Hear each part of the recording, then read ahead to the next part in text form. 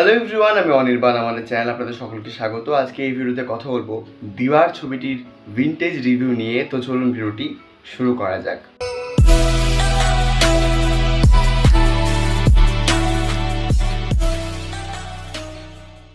তো দিওয়ার এই সিনেমাটি দেখেননি এবং বোধহয় খুব কম লোকই রয়েছেন, এবং এই ছবির মাধ্যমে অ্যাকচুয়ালি অমিতাভ বচ্চনের যে অরা বা তার যে ওরকম প্রেজেন্টেশন করা হয়েছিল, এই ছবিটি কিন্তু এক প্রকার অমিতাভ বচ্চনকে এস্টাবলিশ করে দিয়েছিল বলিউডে।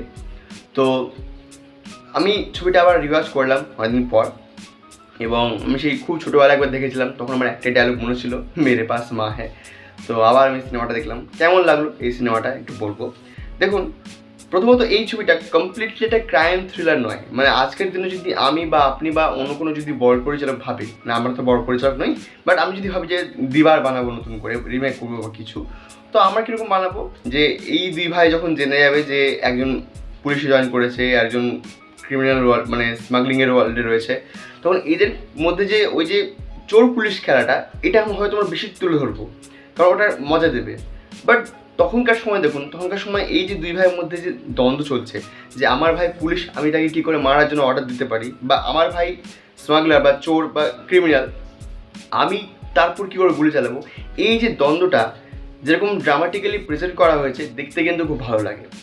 এবার সিনেমাটার মেকিংটা কত সুন্দর দেখুন। প্রথম যে আধ ঘন্টা, এই আধ ঘন্টার মধ্যে যে ড্রামাটা প্রেজেন্ট করা হয়, আমি যখন দেখতে বলেছিলাম, আমি যেহেতু অনেকদিন পর দেখলাম, তো প্রথম আধ ঘন্টা দেখছি ভাবছি যে কখন অমিতাভ বচ্চন আর শশী কাপুরের ক্যারেক্টার আর কি ঢুকবে। বাট আনতে পারতে জিনিস রিয়েলাইজ করলাম যে না, এখানে ওয়ার্ল্ড বিল্ডিংটা করছে তারা। এই যে যেভাবে তাদের বাবাদের মানে বাবার যে প্রবলেমটা হলো, তারপরে তারা যে স্ট্রাগলটা ফেস করলো, তাদেরকে আমার মুম্বাই আসতে হলো, তার মা কষ্ট করছে, পরিবারের যে স্ট্রাকচারটা ছিল ধস করে নেমে গেল, এবং তার ফলে তারা যেরকম সমস্যায় পড়ছে, তো ওই প্রথম আধ ঘন্টায় এই যে চরিত্রগুলো তাদের সাথে কিন্তু ছবিটা একাত্ম করে, এবং যার ফলে প্রথম আধ ঘন্টার ড্রামাটা কিন্তু খুব ইম্পর্টেন্ট। তারপরে অমিতাভ বচ্চনের ক্যারেক্টারটা আসছে, মানে অমিতাভ বচ্চন বিজয় রূপে আসছে, এবং তারপর তার অরা শুরু হচ্ছে। মানে সে যেভাবে কুলিদের মাঝে প্রতিবাদী হয়ে উঠছে, সেভাবে আস্তে আস্তে তার লেভেল বাড়ছে। এবং দেখুন, আমরা হলে কী হতো, মানে এখনকার পরিচালকরা যেরকম ক্যারেক্টার এস্টাবলিশ করে, সেখানে স্টাইলবাজি থাকে, একটা কি খুব ইম্প্যাক্টফুল পাঞ্চ লাইন থাকে, বা হয়তো হতে পারে তার দুর্ধর্ষ সব অ্যাকশন থাকে।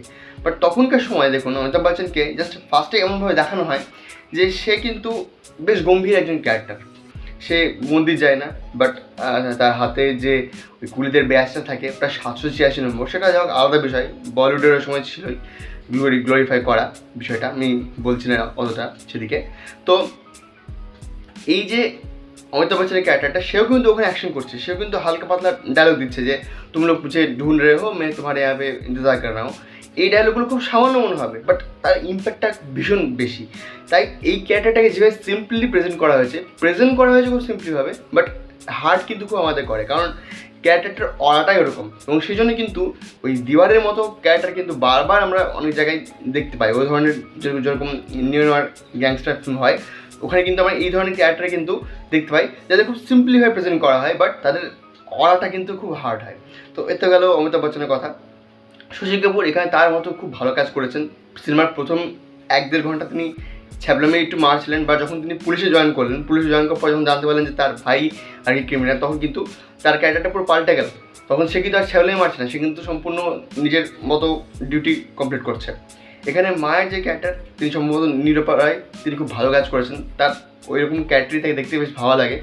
যদিও তার একটা সিন রয়েছে যেখানে তিনি বলেন ছোটো ছেলেকে যে যখন গুলি মারতে হবে দাদাকে, তখন যেন হাত না কাঁপে। ওই সিনটা আমার মাদার ইন্ডিয়ার কথা মনে করাচ্ছিল, যে মাদার ইন্ডিয়াতে এমন ডিরেক্ট মেরে দিয়েছিল মা নিজে গিয়ে, এখানে জাস্ট ইনডাইরেক্টলি বলছে যে তুই মেরে দে, কারণ যে ভুল করে সে করে।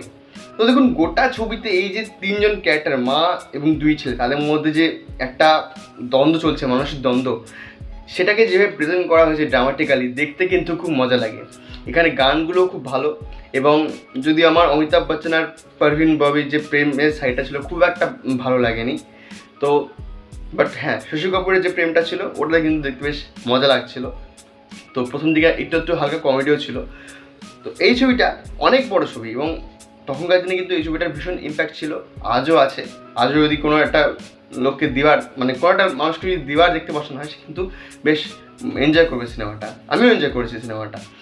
আর সিনেমার মিউজিক তখন যেরকম মিউজিক হতো সেভাবেই বেশ একদম ওই ট্রাম্পেট দিয়ে বেশ ভালো মিউজিক করা হয়েছে। চেজিং সিংয়ের যে মিউজিকগুলো রয়েছে সেগুলো কিন্তু আরও মজাদার। তো আমি এই সিনেমাটা বেশ এনজয় করলাম অনেকদিন পর দেখে, এবং আপনারাও যদি আবার আপনাদের ইচ্ছে করে দেখতে সেই ছোটোবেলায় ফিরে যেতে তো দেখতে পারেন। সিনেমাটা ইউটিউবে রয়েছে।